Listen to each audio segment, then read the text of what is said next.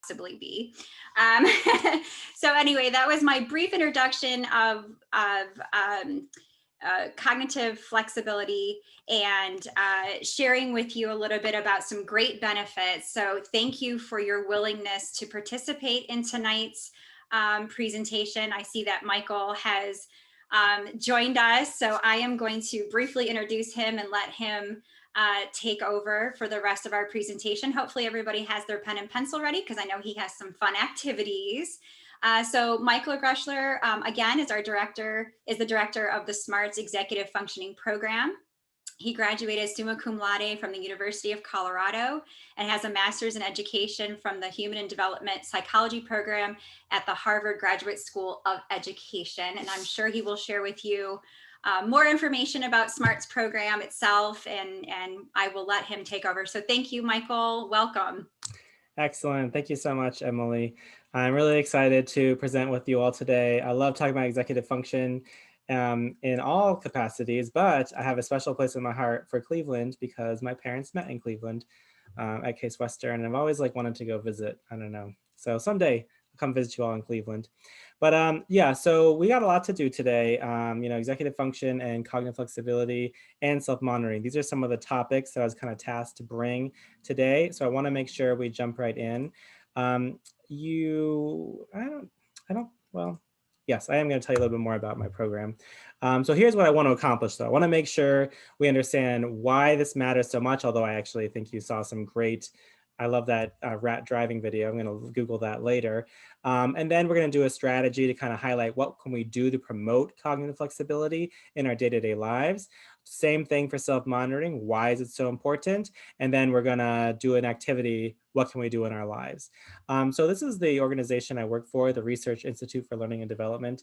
It's an educational nonprofit in Lexington, Massachusetts. And, executive function is really at the heart of what we do. So everything, whether it's trainings, conferences, workshops, curricula, books and chapters. It's all about how can we use executive function strategies to empower students.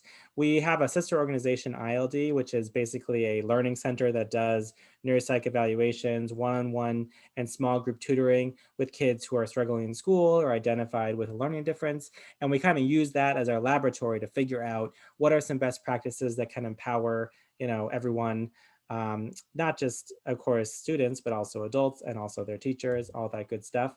The work is all kind of under the umbrella of, this is my EF guru and boss, Dr. Lynn Meltzer. She's been talking about executive function since before it was called that. I mean, she's been in the field of LD for over 30 years. And back then they thought it was they called it brain disorders. So she's really been at the forefront of reconceptualizing this as empowering and looking not only at weaknesses. She's written and edited a number of books. I will give a plug for this guy, the Green Book. That's my EF Bible, Promoting Executive Function in the Classroom. It's probably the most kind of teacher friendly. If you're looking for books that are really parent friendly, I will also mention Smart But Scattered, the Smart But Scattered series by Dawson and Guar. Okay, and then I am the director of the SMARTS program, so I probably should say what that is. SMARTS is an executive function strategy instruction curriculum. It's actually elementary through high school, so K-12 EF solution. We believe in teaching strategies that kids can use to be kind of the boss of their own learning. So SMARTS is an acronym. You can see it spelled on the side, and we say students should be able to do all those things. So we're going to do some of the activities. I don't want to spend too long on that. So I know this is not the first of your kind of EF series, which is awesome. When Emily told me what you were doing, I was like, okay, I hope I get invited. And then I was. This is a really important thing to kind of empower the whole community, right? Like executive function is too often, if you have a Google alert for executive function, which I do, so much of executive function research is about fMRI studies of the brain, with these beautiful pictures of brain activation regions and psychologists telling you this is probably more than you wanted to know, but like apparently constipation is linked to executive function. It's like things that are interesting, but not very helpful to educators and parents. Sorry, that was too much. Okay. All right. I'll be less gross moving forward. But like, I want to make sure the executive function is something that we understand, right? It's not just the realm of psychologists, neuropsychologists, etc. So instead of saying what is executive function, I want us to really think about it as what does it look like? Okay, so this is the EF breakdown that Dr. Meltzer has kind of established with her research. If you, once again, if you do your EF research with your Google alert, you'll know that there's many different breakdowns of executive function. I've seen a breakdown that has 7 different kinds of executive function. I've seen one that has 9, Russell Barkley or Tom Brown, great ADHD researchers. Phil Zalazzo at the University of Minnesota says there's one executive function for young kids, and that's inhibition. I want that marshmallow, I'm not gonna eat the marshmallow. George McCloskey, who is the author of The Brief, which is like the EF psychology questionnaire, I was at a presentation, he says there are 39 executive functions, which just blew my mind. But we don't have time for 39 executive functions, okay? So we're gonna focus on 5 areas of executive function that you can see happening: organizing, goal setting, shifting, accessing working memory, and self-checking and self-monitoring. And so tonight, I'm just talking about 2 of them. But no matter where you go in your EF journey, I want you to really be focused on what are the concrete behaviors that I'm seeing or not seeing. Executive function is not just the realm of neuroscientists. It's the adult superpowers that help you get through every day or that get clogged and you struggle to get through every day. Woven throughout executive function is metacognition, self-understanding, knowing your strengths and challenges in an accurate and ongoing reflective way. So George McCloskey, after he was done blowing my mind with 39 executive functions, he said, if a kid comes into your class and they sit down and you say do X, Y, Z, and the kid without thinking does X, Y, Z, that's not executive function. Executive function is when you yourself understand the end product and understand how to get there. So you have to be working in opportunities to reflect and to develop a better self-understanding of who you are if you really want to see that executive function growth, all right? Um, so this is what we want to avoid, this clogged funnel. And this also comes from Dr. Meltzer's work. When there's an EF breakdown, the funnel gets clogged. And we know we can do it. We've done it in the past, and I did it, you saw the student do it in the homework, but they can't do it on the test. Or you were able to do something, a week or 2 ago, but you're having a bad day and you just can't do it this day. When the funnel gets clogged, there's an EF overload. And we need to understand those EF overloads and align strategies to them. If the funnel is clogged, I need a strategy that's going to help me unclog that funnel. Because these things don't happen in a vacuum. And this is the last one of Dr. Meltzer's. I've given you basically a crash course in her entire career, because this is her EF paradigm, why executive function is not just about cleaning out your backpack. Executive function is intimately linked to self-understanding, self-concept, which is your belief in your ability to be successful, and your motivation and effort. Um, do I have time for a very quick story? Okay, the first time I heard executive function. So I'm from Colorado. My parents met at Case Western and then moved to St. Louis and then moved to Colorado.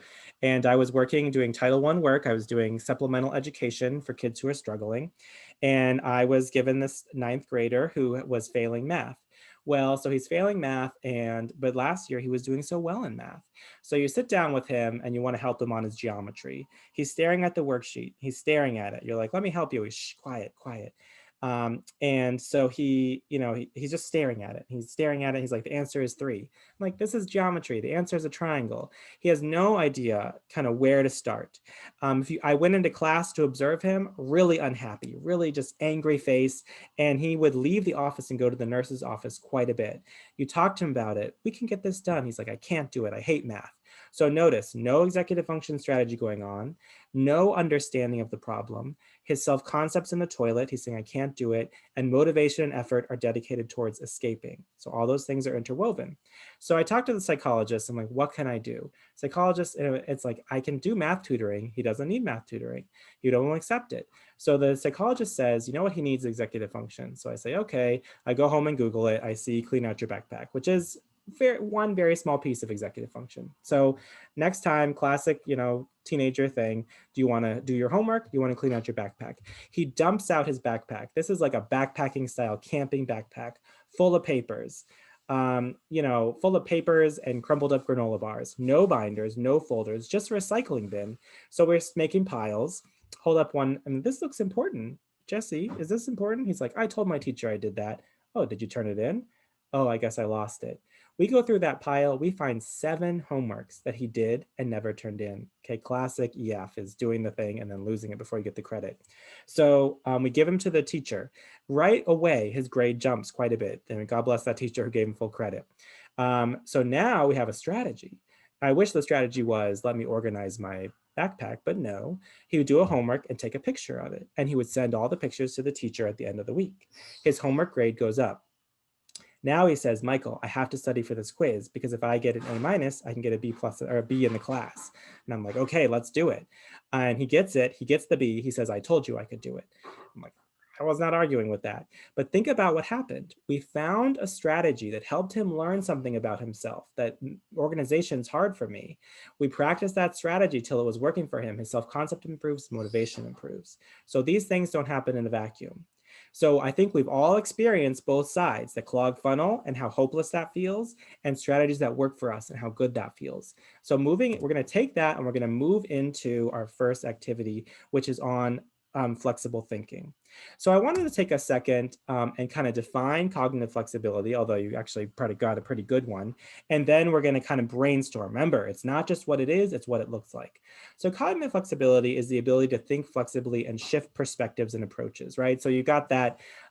Kids love those mind, what is it, optical illusion? It's like a vase or two people kissing, or kids love that stuff. Riddles, jokes, Amelia Bedelia, so many examples of kind of the humor of being flexible. But let's take a second and let me make sure I can see the chat.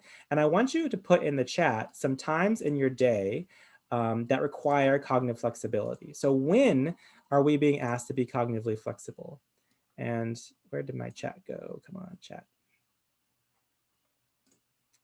I hate when sometimes Zoom does this. All right, I'm not seeing it. If could Emily or someone, could you just read if people are giving me some examples? When are some times people have to be flexible? This is a time you have to be flexible. Yeah, we have solving problems at work. Nice. Business development meetings. Nice. It's a good one. Kids don't do, sorry, they're coming in quick. Kids don't do what they are supposed to. Yeah, so not meeting expectations. Yeah. Solve construction problems. Nice. Adjust the lesson plans when students aren't understanding a concept. Yeah, just adjust plans in general, right? That's a big one. Just schedule changes, something like that. Okay. So, all right, that's great. Now let's go into the second category. So when things aren't going well, what happens? What does that look like? When someone can't shift, what does that look like?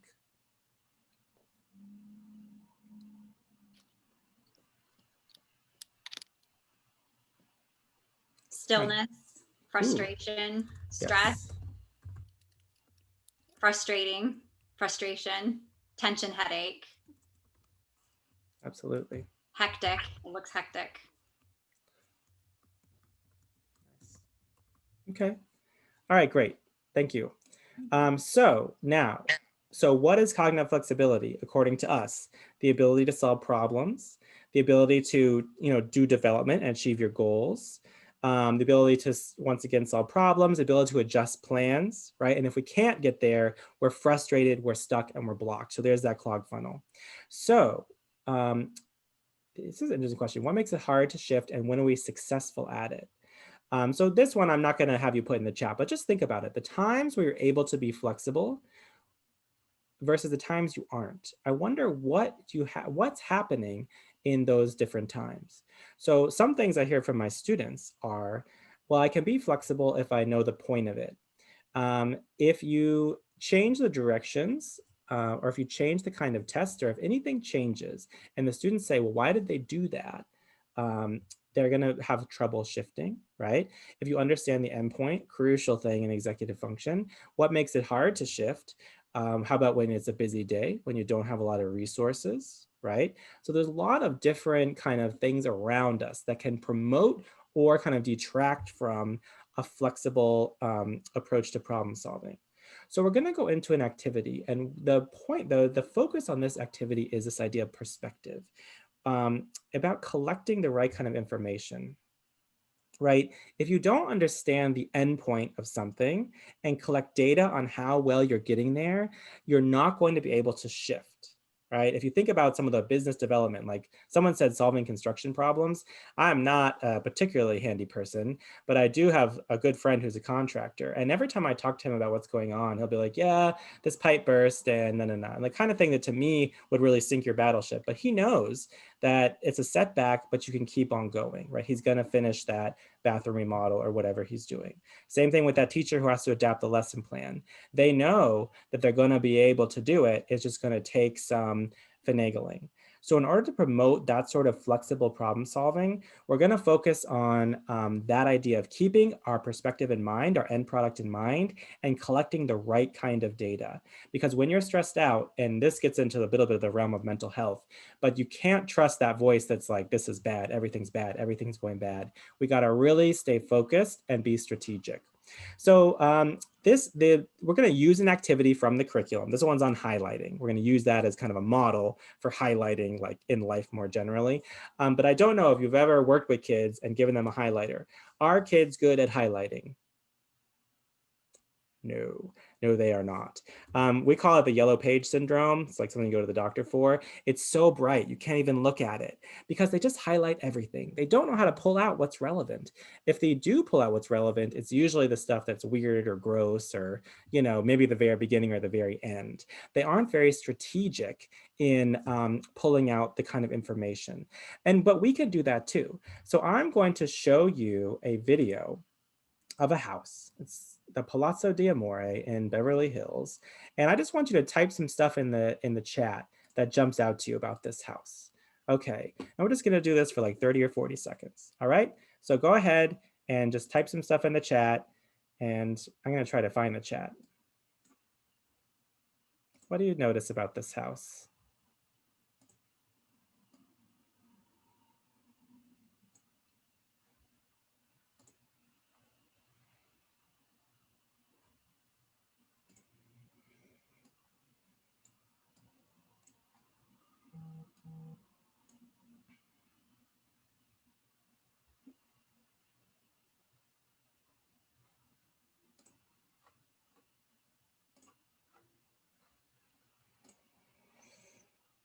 Oh, just 10 more seconds. So make sure you're putting some stuff you're noticing in the chat.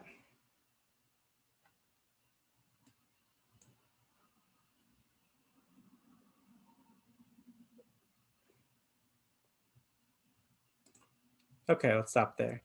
So do we have anything in the chat? What did we get? Oh, maybe I can see it. Hold on, I think I saw Anything it. yet? Okay, because I say they got a lot of stuff. It was interesting because Okay. somebody said Italian and then somebody thought French.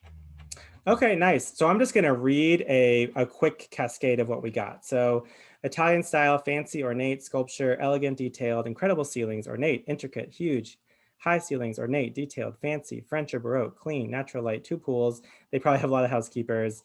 They would need a cleaning person, the central piece of each picture. Nice. Now imagine if someone just joined us. Would they know what we just watched? And I would argue no.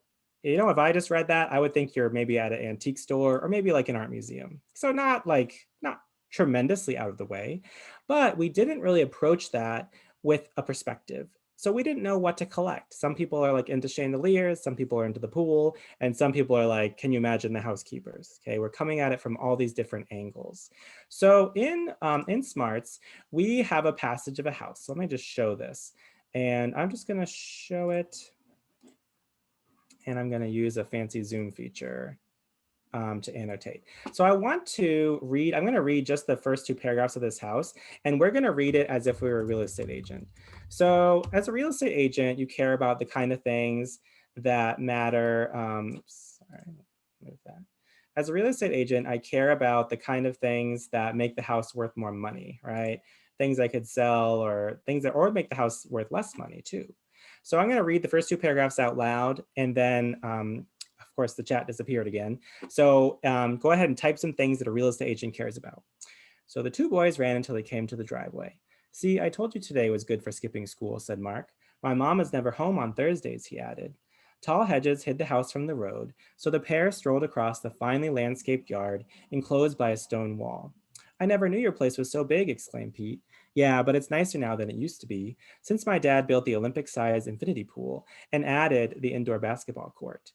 Um, there were front and back doors, as well as side doors that led to a 5-car garage, which was filled with cars, including a Ferrari, Cadillac Escalade with chrome rims, 3 mountain bikes, 2 jet skis. As they entered the side door, Mark explained that the door was always open in case his younger sisters got home earlier than their mom. Okay, so I can see the chat. Hooray. Let's see. So I'm seeing landscaped yard. Okay. Oh, dang it. Sorry about that. Finally, landscaped yard. I see stone wall, tall hedges. Okay. What else are we seeing? Private grounds. Okay. Indoor basketball court. Where's that one? Indoor basketball court. Nice. Olympic size infinity pool. 5-car garage. Okay. All right. I think we got most of them. Oh, hidden from the road. Oh, well, let's just stick with those. So now I'm only going to read what you highlighted, what we highlighted. Tall hedges, finely landscaped yard, stone wall, Olympic size infinity pool, indoor basketball court, 5-car garage. So you know what that sounds like? It sounds like, in the back of a newspaper where it has real estate listings, it sounds like that little square that's got a picture of the house and the price and the reasons you want to buy it. So perfect. You collected the right data to get that done. Okay. Now we're going to read this again, but we're going to be someone else. So no one ever gets this, but who do you think we're going to be? I want to look at this I'm going to put on a new hat and look at this differently. Who should we be this time? Let's see. What do you think? Let's shift. The buyer. Okay, so one of the kids is a good one. So I'll tell you, so Kathleen, the burglar, so close. We always used to do burglar. And then I was like, wait a minute, are we encouraging kids to, become burglars? So we're actually going to be a private detective. Ooh, it's a point of view of the house. I like that, Barbara. That's clever. Okay, we're going to be a private detective who is going to help this house not get robbed, because we don't want to encourage our kids to be robbers. So, oh gosh, I keep picking the wrong thing. Okay, so now I'm going to highlight this again. Same passage, but what does a private detective care about? The kinds of things that would be easy to steal, the kind of things that would make this house hard to rob or easy to rob, right? The kind of things that make it a security risk. So let's look at these same 2 paragraphs and see what we find. The 2 boys ran until they came to the driveway. See, I told you today was good for skipping school, said Mark. My mom is never home on Thursdays, he added.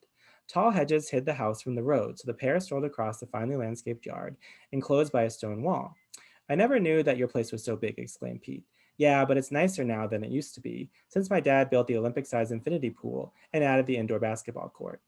There are front and back doors, as well as a side door that led to the 5-car garage, which was filled with cars, including a Ferrari and a Cadillac Escalade with chrome rims, 3 mountain bikes, and 2 jet skis. As they entered the side door, Mark explained that the door was always open in case his younger sisters got home earlier than their mom. Okay, nice. You guys are doing a great job. Let's see. So mom never home on Thursdays. Where did that one go? Here we go. Mom never home on Thursdays. Okay. Oh, the kids are skipping school. Yeah, I love that. Sometimes kids get that one or not. And you're like, it's illegal not to go to school. So yes, go to school. Tall hedges, hid the house. Nice. Okay, let's see. Front and back and side door. Okay. And let's do 1 or 2 more. Oh, I see the expensive cars. Okay. How about the mountain bikes and jet skis while we're at it? And okay. Let's stop there. We could go on and on. So now I'm just going to read what we wrote, what we highlighted for the detective. Kids skipping school, mom never home Thursdays, tall hedges hid the house, front and back door, as well as a side door, Ferrari, Cadillac Escalade, 3 mountain bikes, 2 jet skis. So that sounds like the detective pulling the notebook out of their pocket and taking notes as they file their police report. Same passage, but your different perspective collected different evidence based on your goal. So it's very important. So this is a great, I love showing this to teachers because teachers are like, I can use this in 2 seconds. Think about annotating a novel. Kids are like, I don't want to annotate this novel, but you say you've got a test on this, highlight the things you're going to need. Or you can highlight, your research paper notes, or you can highlight the passage you're reading for a standardized test. There's so many ways that teachers can see this in 2 seconds. But let's take a second and think about how we can apply it more broadly, not just in school. Let me get back to my notes.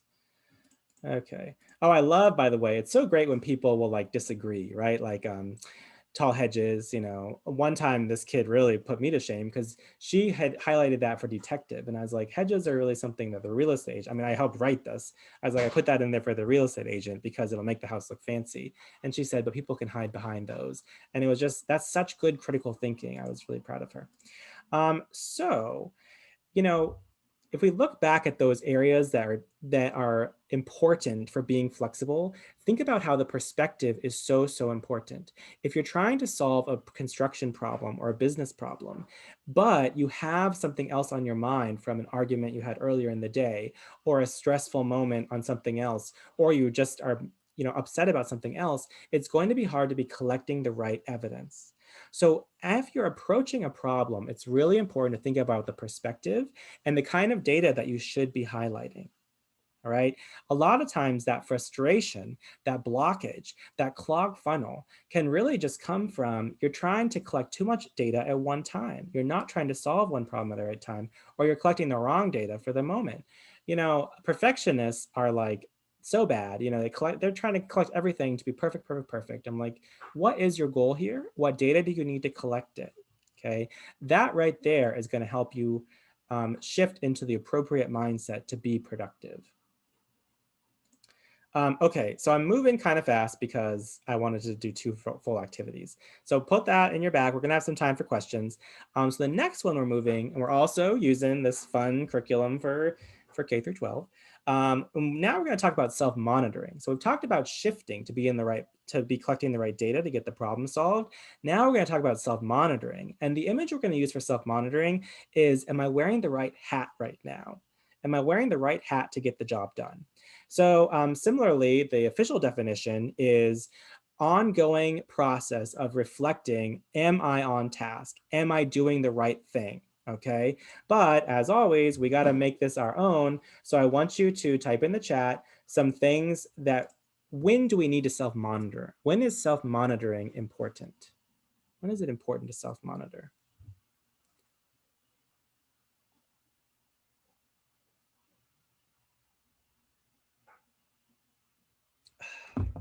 Ooh, approaching a deadline, great. A goal is coming. Okay, when stuck. Ooh, disagreeing. Oh my gosh, working from home. I tell you, I never thought I would be good at working from home until I had no choice. It turns out I can do it. Okay, good, good. You all have been doing great in your previous EF workshops because these are really good answers. So nice job. Oh yes, when you're surrounded by distractions, that's a really important one. We're definitely going to be addressing that. Okay. And so what does it look like when someone's struggling to self-monitor? What does that look like? What does that clogged funnel look like? What do we think? Yes, great. Lack of motivation. Yep. Scattered, yeah. Unable to complete. So unfinished tasks. Yeah, blank. Nothing worse than a piece of paper that only has half the work done. Tasks, yeah, missing deadlines. Not moving forward. Yeah, bad grades, totally. Another one I was going to put is just straight up, blaming others. That's a good one too. I'm going to put procrastination because I think that's very relevant here, but I'll put blaming others too. So we see a lot of similarities, right? We self-monitor. We have to self-monitor when we're approaching goals, right? When we're working with other people, when we're in challenging work situations. An executive function is kind of goal-directed by its nature. And the difficulties are very similar too. Feeling scattered, feeling stuck, right? A little bit, I hear more motivation stuff here, or unable to finish. I'm hearing that one more, but certainly I think those things are related. So sometimes with students, we get into this concept of focus. What does it mean to focus? How long can you focus for? And oh, I've repeated a question twice. Well, someone was not self-monitoring on that one. Um, and you'll get these questions of like focus means paying attention, right? Which I think that's fine.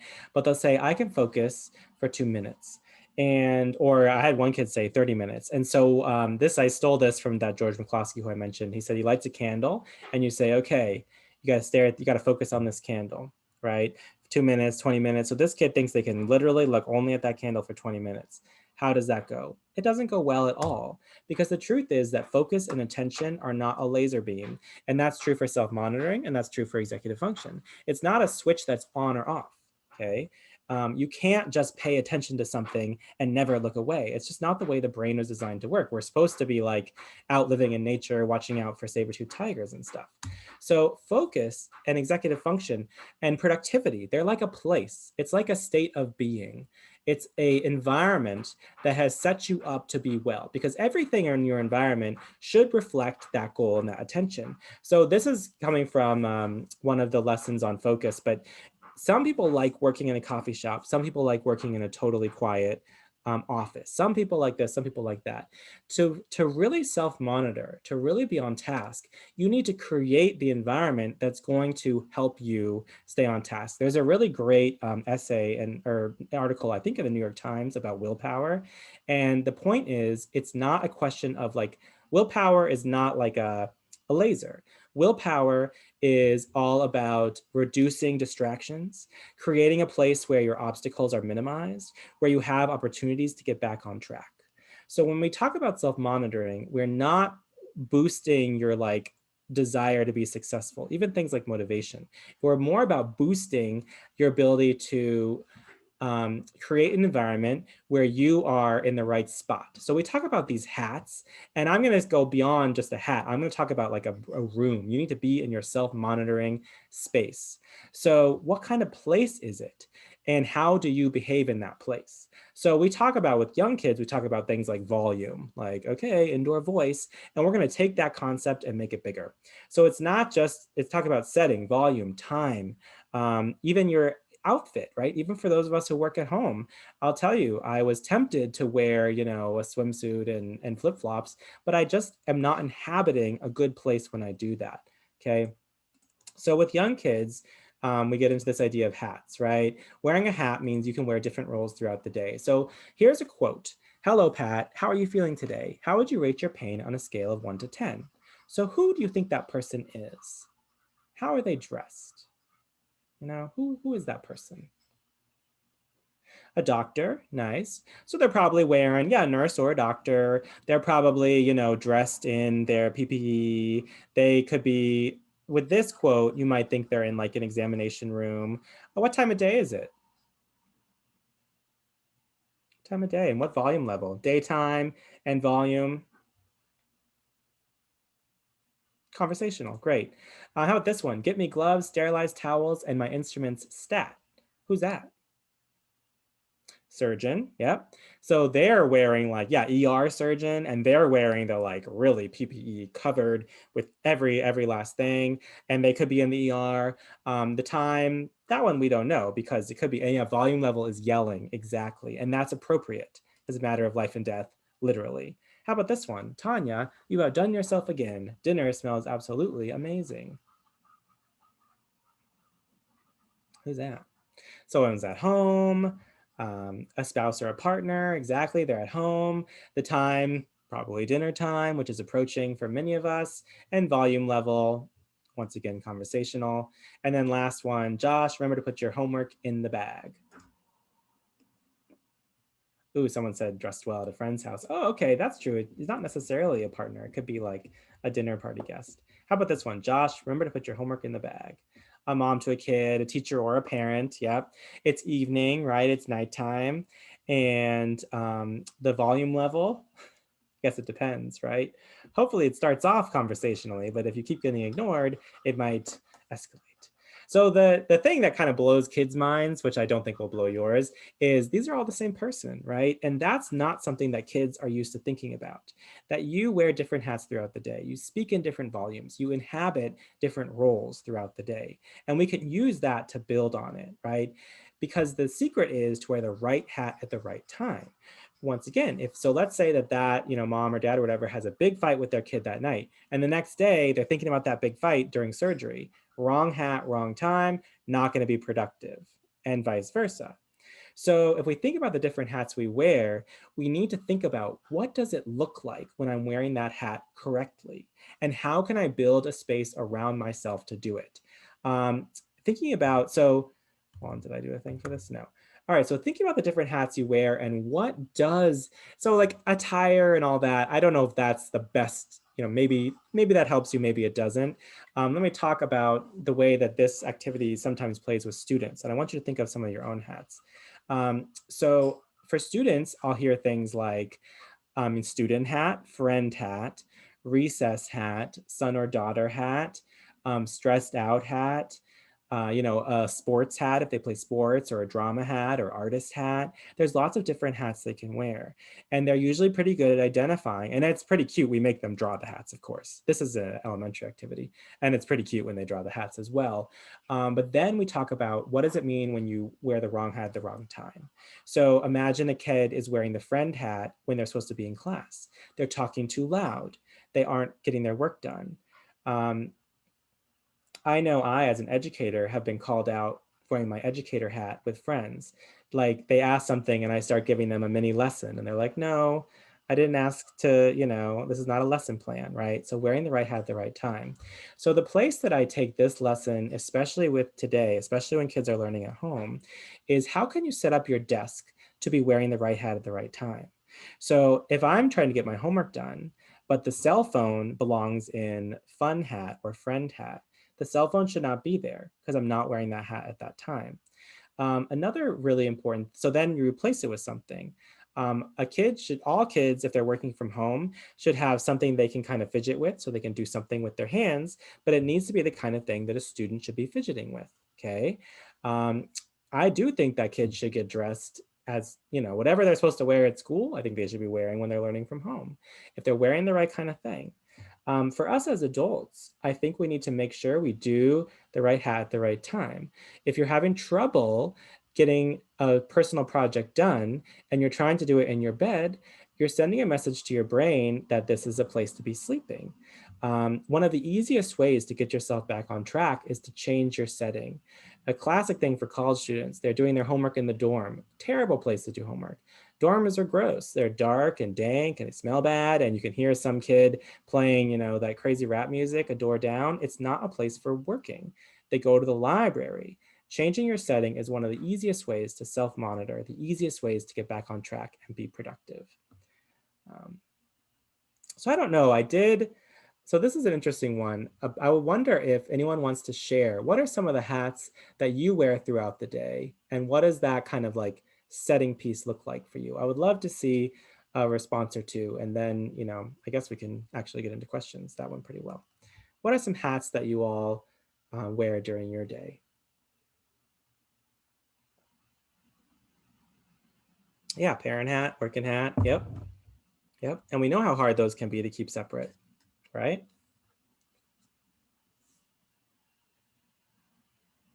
Neighbor hat, absolutely. Cook, yep, yep, totally.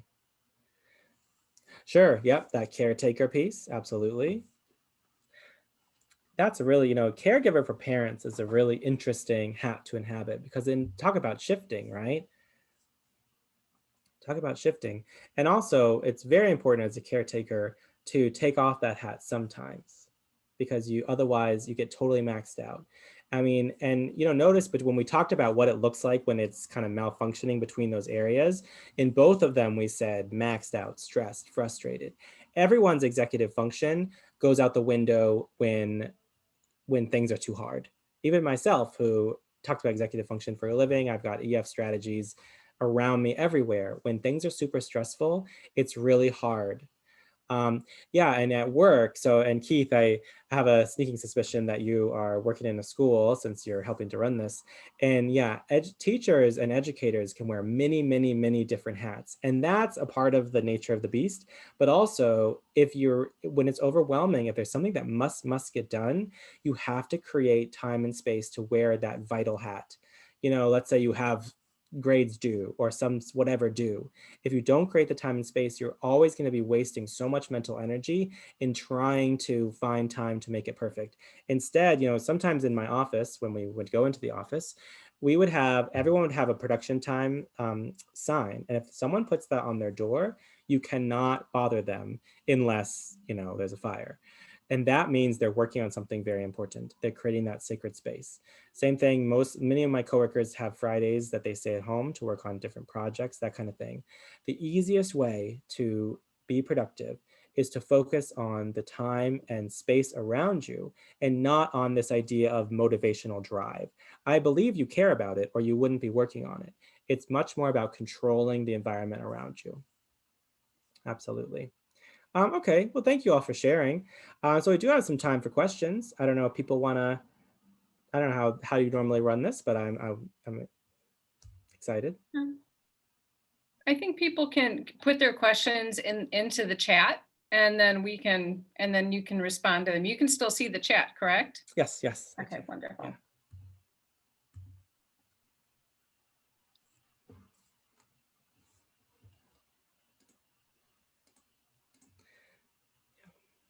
Wow.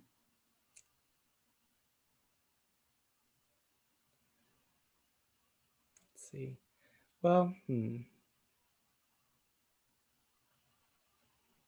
just did such a great job. You got provided so much info. people are thinking. Yeah, people are thinking about how to apply. Think about, and I know that I think as adults, it's hard. I mentioned this in our last session that it's hard for us to switch our hats because we are in constant go mode. Yep. Looks like we have one that came in. I have a question for you, Michael, actually, Sure. and this is actually about something you referenced. You talked about a New York Times article on willpower, and I'm wondering if you can tell us when that may have been published. Yeah, let me Google it while we're talking. Thank you. And I see, yes, is this it? I see some questions in there that I'll also talk about. So one is about multitasking. Is multitasking, I think this is right.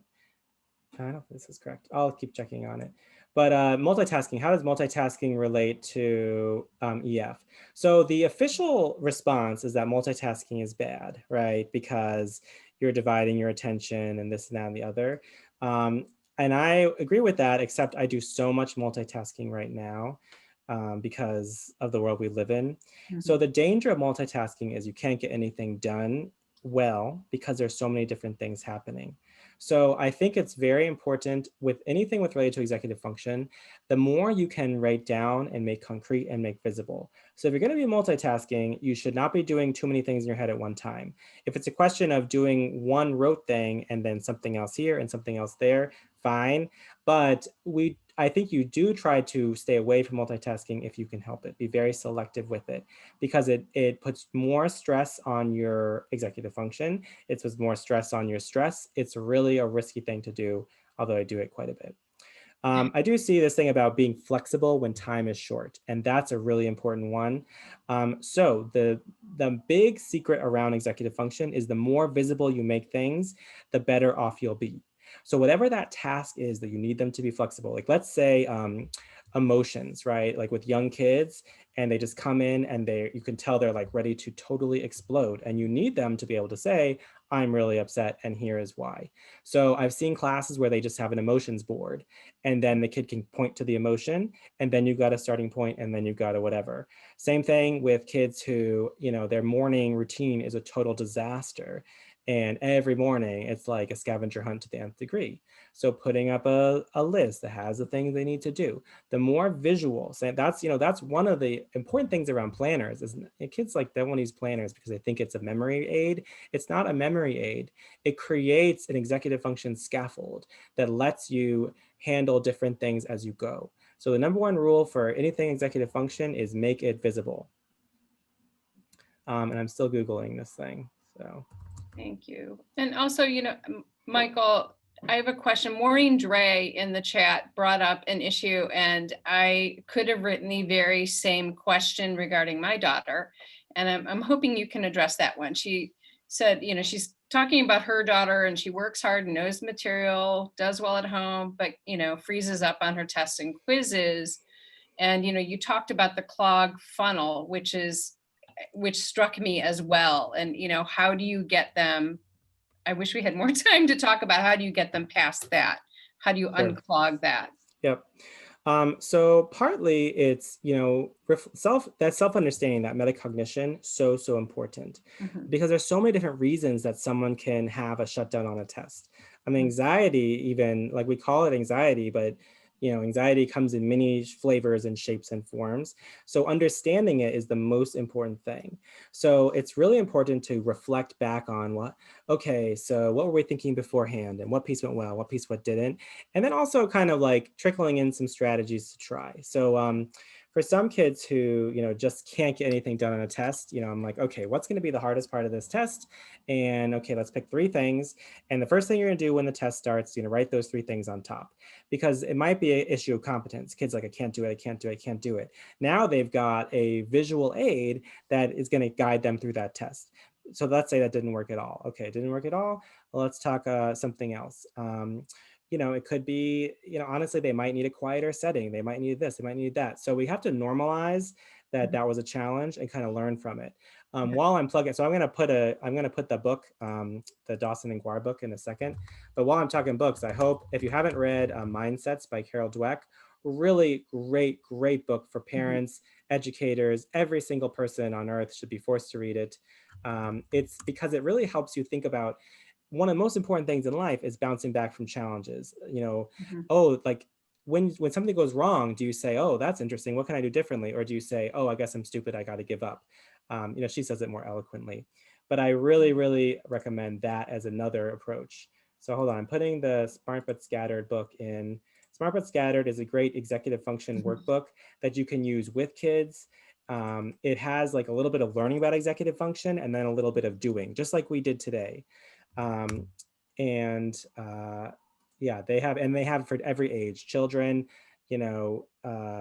teen, young adult, and everything. So really good. And I'll put Carol Dweck as well. Okay. I feel like, how am I doing?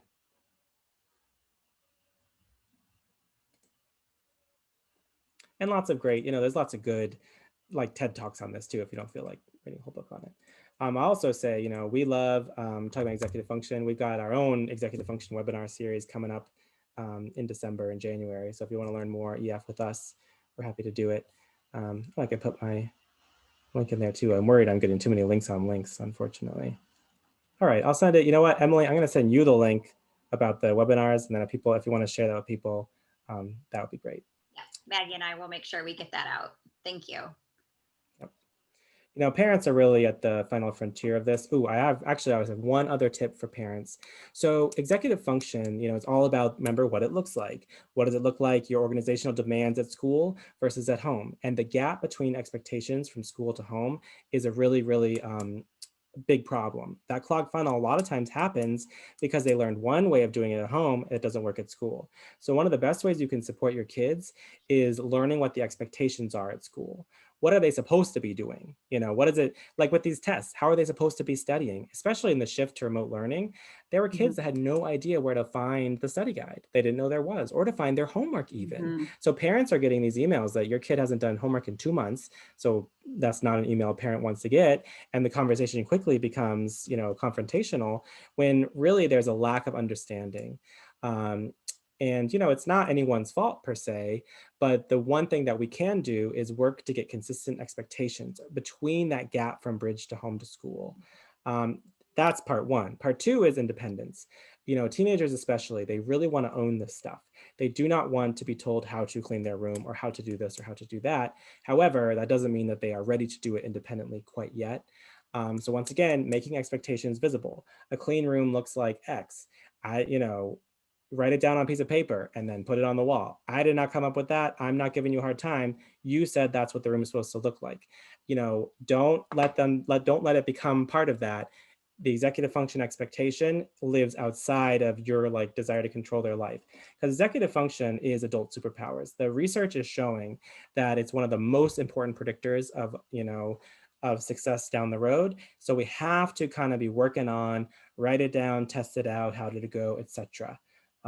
Really important stuff. Yeah, you provided such great information. And I think it's so helpful, I think, as adults too, for us to be reminded. I know somebody made an excellent point on, oh my gosh, just making sure the environment's the right environment. And I think when COVID hit us so early on in the spring, and we were so jolted and Yep. forced, like we were forced to be Yep. flexible in our thinking, and we Yep. didn't want that. We don't like Yep. change. Yep.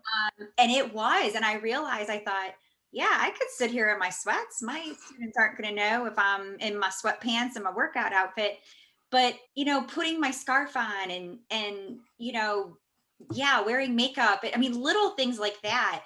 The hat went on and I was the teacher, and I felt so much more in control in a very chaotic time. So thank you for bringing light to that, because I really couldn't quite articulate what was actually happening in my wheels. I've been using the smarts wheels Yeah. that's what I do. I mean, I teach your program Yeah.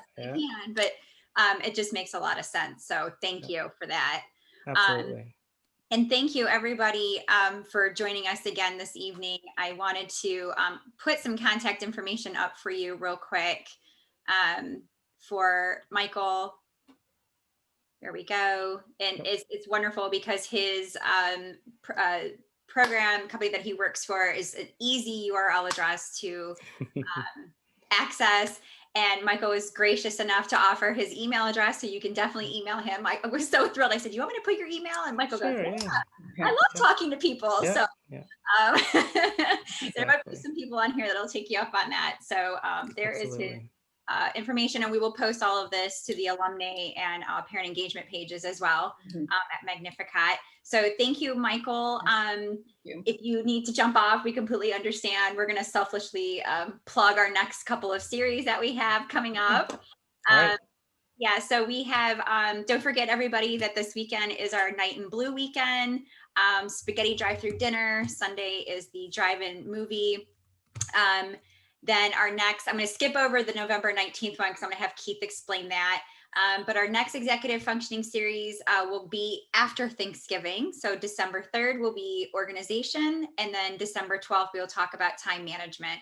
And I'm going to kind of co-present with Megan Rakowski on that time management. But we got two great speakers coming up in December. Alan and Cassie graciously offered to come present. So we're so thrilled you signed up. We're looking forward to seeing you there. And then we have a new program that's coming out. I'll let Keith tap in and explain the social dilemma film discussion that he will be facilitating next Thursday if you're interested. So next week, I've decided to screen the social dilemma for students. And as part of that, I've decided to, thankfully to Emily, steal Thursday night as the 6 p.m. As all of you are able to come. I really want to have a discussion around the social dilemma with parents. So come with ideas and thoughts.